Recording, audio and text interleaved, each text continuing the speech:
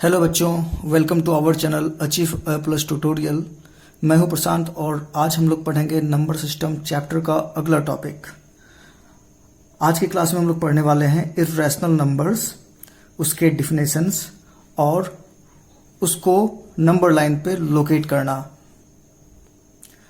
तो सबसे पहले हम लोग उसके डिफिनेशंस पे आते हैं। हम लोग पहले भी रियल नंबर पढ़ चुके हैं। रियल नंबर उसके दो टाइप, रैशनल और इर्रेशनल। रैशनल को हम लोग डिफाइन किए थे कि जो पी वाई क्यू के फॉर्म में हो, where p and q are integers and q is not equal to 0। और इर्रेशनल नंबर को डिफाइन किए थे ठीक उसके कन्वर्स के फॉर्म में, a number is an irrational number if it cannot be written in the form of p by q where p and q are integers and q is not equal to 0। यानी कि जो rational नहीं है वो irrational है, यानी कि वो सारे रियल नंबर्स जो रैशनल नहीं है उसको हम लोग इर्रेशनल नंबर बोलेंगे।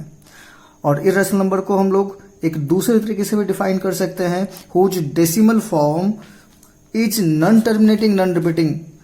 बच्चों, हम लोग पिछले क्लास में डेसिमल फॉर्म पढ़ चुके थे, रियल नंबर का डेसिमल फॉर्म के रियल नंबर को किस तरीके से हम लोग डेसिमल में चेंज कर सकते हैं, डेसिमल नंबर के डिफरेंट टाइप्स। तो उसमें एक टाइप हम लोग पढ़े थे नॉन टर्मिनेटिंग नॉन रिपीटिंग।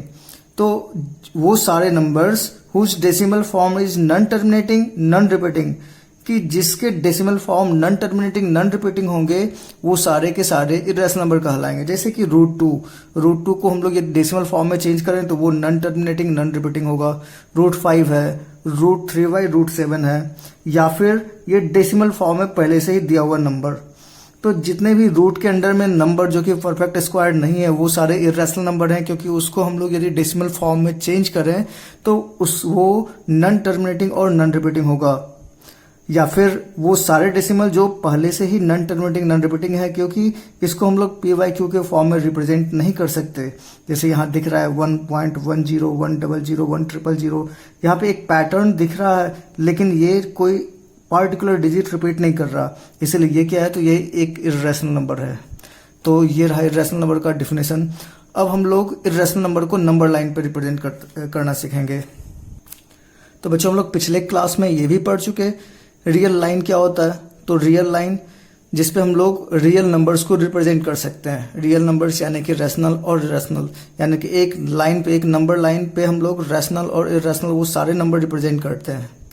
हम लोग बोल सकते हैं every real number is represented by a unique point on the number line, कि एक लाइन इनफाइनाइट पॉइंट से मिलकर बना हुआ होता है और जितने भी रियल नंबर्स हैं वो एक यूनिक पॉइंट के द्वारा रिप्रेजेंट किया जा सकता है एक नंबर लाइन पे।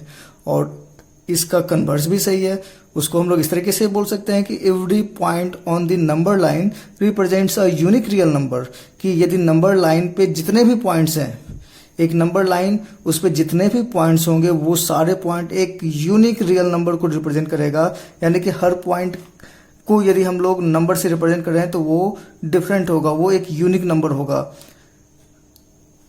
तो हम लोग अब इर्रेशनल नंबर को नंबर लाइन पे रिप्रेजेंट करना सीखते हैं। तो सबसे पहले हम लोग √2, √3, √5, √6, √7 इस तरीके से, मतलब ये सारे नंबर्स को नंबर लाइन पे रिप्रेजेंट करना सीखेंगे। सबसे पहले तो इर्रेशनल नंबर, वो सबसे पहले पाइथागोरस के जो फॉलोअर्स हैं वो सबसे पहले इर्रेशनल नंबर को ढूंढे थे, और वो इर्रेशनल नंबर को इर्रेशनल नंबर इसलिए बोला जाता है क्योंकि वो रैशनल नहीं होता, क्योंकि वो पी वाई क्यू के फॉर्म में रिप्रेजेंट उसको नहीं किया जा सकता। तो यदि हम लोग को इर्रेशनल नंबर को रिप्रेजेंट करना हो तो हम लोग एक ग्रुप बना सकते हैं। ग्रुप का मतलब हो गया जैसे कि 1 वो एक इंटीजर है और एक रैशनल है, लेकिन 1 के बाद यदि हम लोग बोले हैं √2, या इसको भी रूट में लिखते हैं, √1 का वैल्यू 1 ही होता है तो इसलिए ये एक रैशनल है। लेकिन √2, √3 ये दोनों इर्रेशनल है। √4 इसका वैल्यू 2 होता है, ±2, तो ये एक रैशनल है। लेकिन √5, √7, 6 लेते हैं पहले, √7, √8 ये सारे इर्रेशनल नंबर हैं। फिर उसके बाद यदि हम लोग √9 पे आए तो वो एक रैशनल है, क्योंकि इसका रूट ±3 होता है। लेकिन फिर उसके बाद बढ़ते जाएं तो √10, √11, √12 इस तरीके से कई सारे नंबर्स हो सकते हैं। तो हम लोग को यदि इर्रेशनल नंबर को रिप्रेजेंट करना हो नंबर लाइन पे तो यदि √2 और √3 को ड्रॉ करना है तो हम लोग 1 यूनिट से स्टार्ट करेंगे।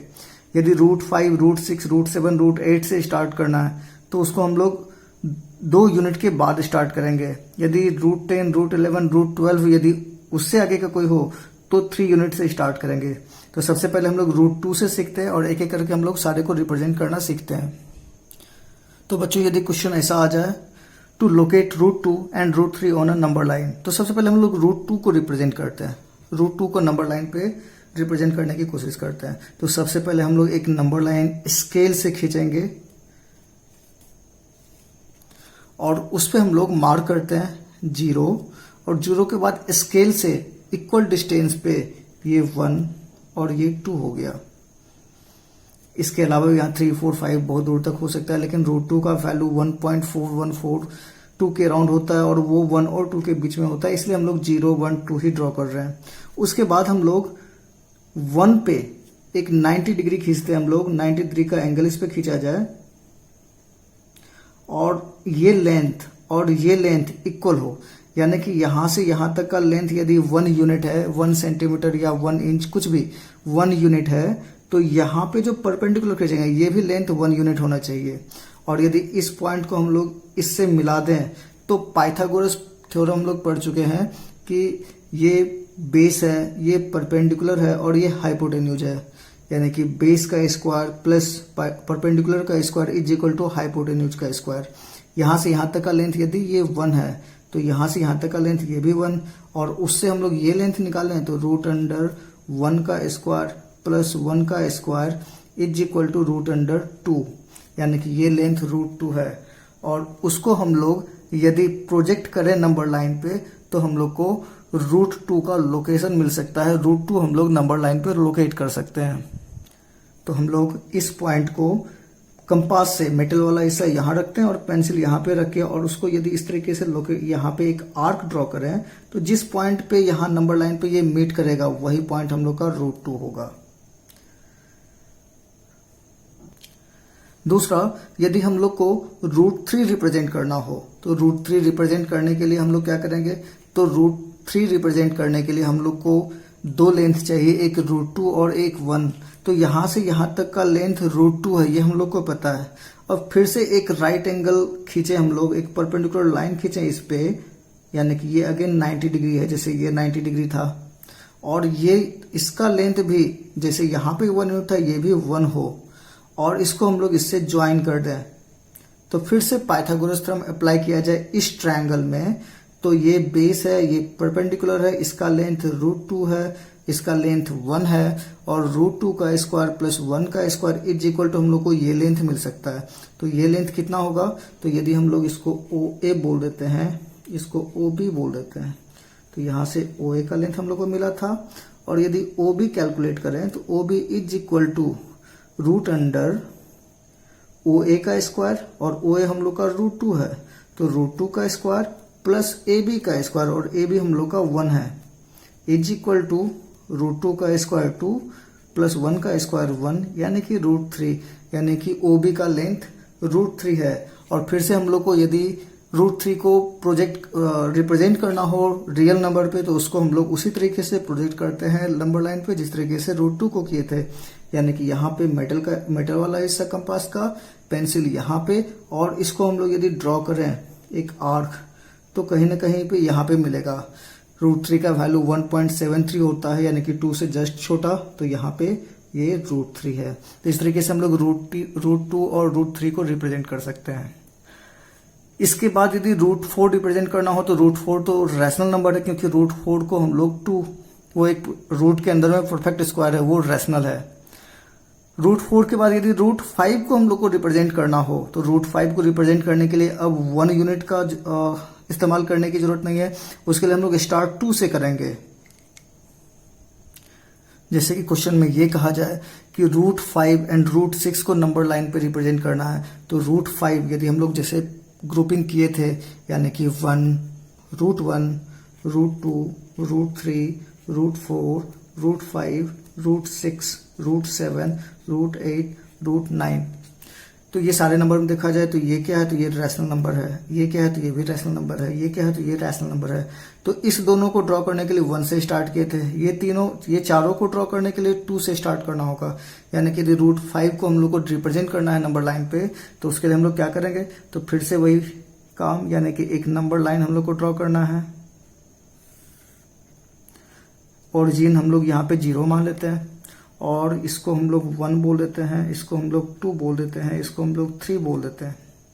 तो √2 और √3 को रिप्रेजेंट करने के लिए हम लोग 1 पे हम लोग नंबर एक परपेंडिकुलर लाइन खींचे थे, लेकिन यहाँ यदि हम लोग √5 खींचना हो तो 2 से स्टार्ट करते हैं, यानी कि 2 पे एक परपेंडिकुलर लाइन खींचेंगे, और इस बार भी वो उतने ही लेंथ का होगा जितना कि पिछली बार लिए थे। यानी कि यदि यहाँ से यहाँ तक का लेंथ 1 यूनिट है, यहाँ से यहाँ तक भी 1 होगा, तो यहाँ पे जो परपेंडिकुलर होगा ये भी 1 यूनिट लेना है। यानी कि यहाँ से लेके यहाँ तक का लेंथ 2 यूनिट, और यहाँ से लेके यहाँ तक का लेंथ 1 यूनिट।